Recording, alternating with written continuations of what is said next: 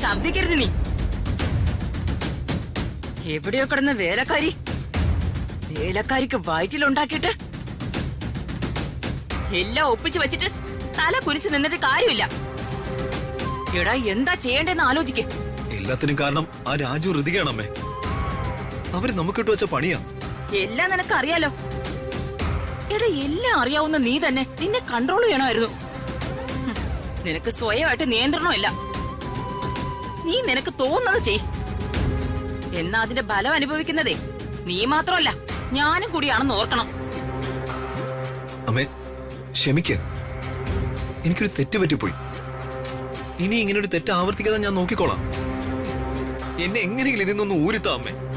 എനിക്ക് ആ കുഞ്ഞിന്റെ കരച്ചിൽ കേൾക്കാൻ വയ്യ അമ്മേ. എനിക്കും അത് കേൾക്കുന്നത് ഇറിറ്റേഷനാ മോനെ. പക്ഷേ വേറെ വഴിയില്ല. നമുക്കിനി കുറച്ചുനാള് ആ കൊച്ചിന്റെ കരച്ചിൽ കേട്ടേ മതിയാവൂ. തീരുമാനം എടുത്തിരിക്കുന്നതേ പ്രതാപനാ. അവന്റെ തീരുമാനത്തെ മറികടക്കാൻ ഇപ്പൊ അമ്മയ്ക്ക് അവകാശമില്ല.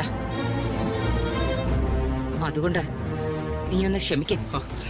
ഇല്ല അമ്മേ, ഭ്രാന്ത് കയറിയാലേ ചിലപ്പോ അവളെ അവളുടെ കുഞ്ഞിനെ ഞാൻ കൊന്നുകളയും. എടാ മോനെ, നീ അവിവേകം ഒന്ന് കാണിക്കരുത്. ദേ, ഞാൻ പലപ്പോഴേ പറഞ്ഞിട്ടുള്ളതാ എടുത്തു ചാടരുതെന്ന്. നീ ഒന്ന് സമാധാനപ്പെട്. നീ പോയി ഗസ്റ്റ് റൂമിലോ എവിടെയാന്ന് വെച്ചാ റെസ്റ്റ് എടുക്ക. ചെല എടാ, നമുക്ക് സമയം എടുത്ത് വേണ്ട എന്താന്ന് വെച്ചാ ചെയ്യാം. ശരി അമ്മേ. അമ്മേ, സോറി. ഞാൻ ചെയ്ത തെറ്റ് കാരണം ഋതിക എന്റെ കയ്യിൽ നിന്ന് മിസ്സായി പോയി. നമ്മുടെ പ്ലാൻ എല്ലാം നമ്മുടെ മുമ്പിൽ കൂടെ തന്നെ കുത്തി ഒഴുകിപ്പോയി. ഇനി എനിക്ക് അവസരം ഉണ്ടാവും. അവളെ എനിക്ക് വേണം അമ്മേ. ഋതിക എനിക്ക് വേണം. സ്വത്തിന് വേണ്ടി മാത്രമല്ല, അതിപ്പോ എന്റെ വാശിയും കൂടിയാ. ശരി മോനെ, നമുക്കെല്ലാത്തിനും വഴിയുണ്ടാക്കാം. നീ ആദ്യം ഒന്ന് സമാധാനപ്പെട്. ഇല്ലമ്മേ, എനിക്ക് സമാധാനം കിട്ടുന്നില്ല. എന്റെ സമാധാനം എല്ലാം പോയി.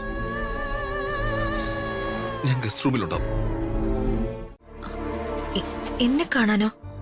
അങ്ങനെയല്ല, ഞാനൊരു ദുസ്വപ്നം കണ്ടു. മാഡത്തിന് കുഴപ്പമില്ലെന്ന് ഉറപ്പുവരുത്താനാ ഞാൻ വന്ന. ഓ, അപ്പൊ രാജുവിന് എന്റെ കാര്യത്തില് ഇത്രയും ഉത്തരവാദിത്വം ഉണ്ടല്ലേ? അങ്ങനെയല്ല, ഞാൻ തീരെ കാണാൻ പാടില്ലാത്തൊരു സ്വപ്ന കണ്ടത്. എന്ത് സ്വപ്ന രാജു കണ്ടേ? ദീപക് മാഡത്തിനെ ഉപദ്രവിക്കുന്നതായിട്ടാ ഞാൻ സ്വപ്നം കണ്ട.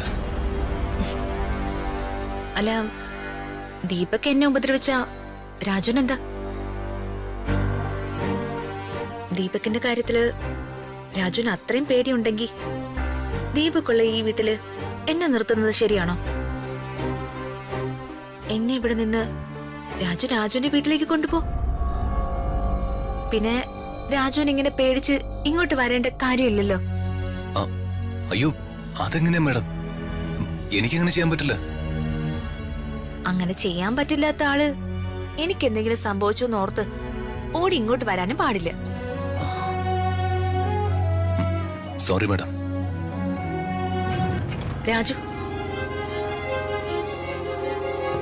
എന്താ മാഡം?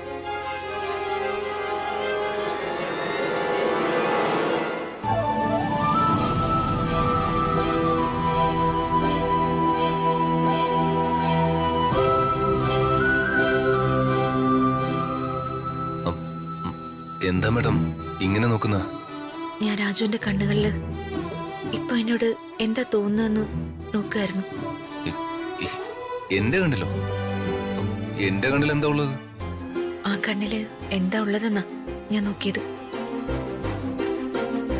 ഒരു സ്വപ്നം കണ്ടിട്ട് ഒരാൾക്ക് വേണ്ടി മറ്റൊരാളിങ്ങനെ ഓടിപ്പടഞ്ഞ് വരണമെങ്കിൽ അപ്പൊ അയാളുടെ മനസ്സിൽ എന്തെങ്കിലും ഉണ്ടായിട്ടല്ലേ? മനസ്സിനുള്ളിലുള്ളത് എന്താണെന്ന് കണ്ണി നോക്കി അറിയാവുന്ന ഞാൻ കേട്ടിട്ടുള്ളത്.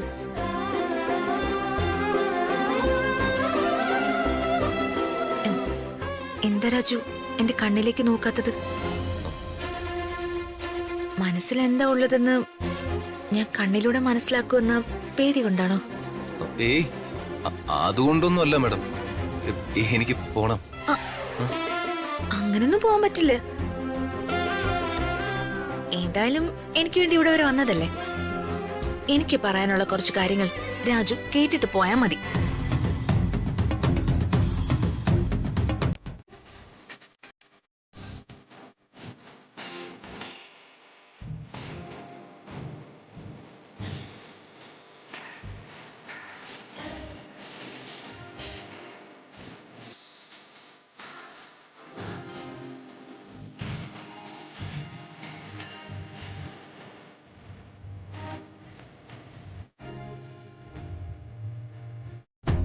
രാജു, എന്റെ കണ്ണുകളിലേക്ക് നോക്ക്.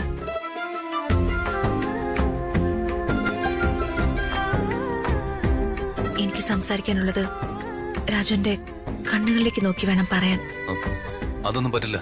മാഡം പറഞ്ഞോ, ഞാൻ കേട്ടോളാം. ഇല്ല രാജു, എനിക്ക് പറയാനുള്ളത് എനിക്ക് രാജുവിന്റെ കണ്ണിൽ നോക്കി തന്നെ പറയണം. എങ്കിലേ എനിക്ക് സംസാരിക്കാനുള്ളതൊക്കെ എനിക്ക് കൃത്യമായിട്ട് പറയാൻ പറ്റും.